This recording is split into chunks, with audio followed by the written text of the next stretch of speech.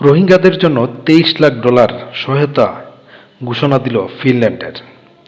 বিশ্বজুড়ে মানবিক অনুদান কমে যাওয়ায় সংকটের মাঝেই বাংলাদেশে কক্সবাজারে আশ্রয় নেওয়া নিপীড়িত রোহিঙ্গা জনগোষ্ঠীর জন্য নতুন করে 20 লাখ ইউরো, যা প্রায় $23 লাখ সমপরিমাণ সহায়তার ঘোষণা দিয়েছে ফিনল্যান্ড। জাতিসংঘের শরণার্থী বিষয়ক সংস্থা রবিবার এক বিবৃতিতে ফিনল্যান্ডের এই নতুন অনুদানের কথা জানায়। সংস্থাটি উল্লেখ করেছেন, এই অর্থ বাংলাদেশের আশ্রয় নেওয়া মিয়ানমারের শরণার্থীদের জীবন রক্ষাকারী নানান সহায়তা এবং নিরাপত্তা নিশ্চিত করতে ব্যবহার করা হবে।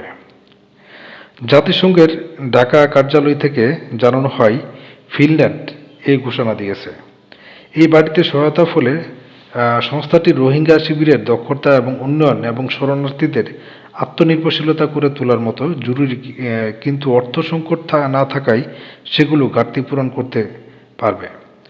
মিয়ানমার পরিকল্পিত রোহিঙ্গা এবং নির্যাতনের মুখে পালিয়ে আসার পর প্রায় 1 দশক কেটে গেছে। বিশ্বব্যাপী আর্থিক সাহায্য দিন দিন কমতে থাকায় বর্তমানে বাংলাদেশে থাকা প্রায় 12 লাখ রোহিঙ্গা চরম অনিশ্চয়তার মধ্যে দিন কাটাচ্ছে। সহায়তা কমে যাওয়ার কারণে সবচেয়ে বেশি বিপাকে পড়েছেন সুবিধাশ্রিত ঝুঁকিপূর্ণ মানুষগুলো, বিশেষ করে নারী, শিশু, প্রতিবন্ধী ও বয়স্ক ব্যক্তিরা।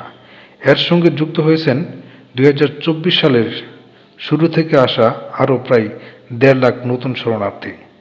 ধারণা ক্ষমতার চেয়েও অতিরিক্ত জনকুন্যাত এসব শিবিরের জায়গায় অভাবেই এই নতুন আশ্রয়ধারীরা এখনও মাথা গোঁজার ঠাঁই তাদের মেলেনি। বাংলাদেশে নিযুক্ত জাতিসংঘের শরণার্থী বিষয়ক প্রতিনিধি ইভো ফ্রেইসেন বলেন, রোহিঙ্গা সংকট এখন একটি অত্যন্ত নাজুক সময় পার করছে।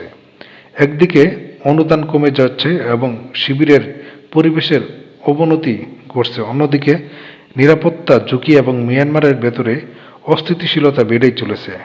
এমন কঠিন সময় ফিনল্যান্ডের এই বাড়িয়ে দেওয়া হাত এক মহান উদারতার পরিচয়। চলতি 2026 সালের মানবিক সহায়তা পরিকল্পনায় রোহিঙ্গা শরণার্থী এবং স্থানীয় বাংলাদেশি জনগোষ্ঠীসহ মোট 15.5 লাখেরও বেশি মানুষের মৌলিক চাহিদা মেটাতে 71.5 কোটি আন্তর্জাতিক সাহায্যের আবেদন জানানো হয়েছে। এই আবেদনের পরিমাণ গত বছরের চেয়ে 26% কম।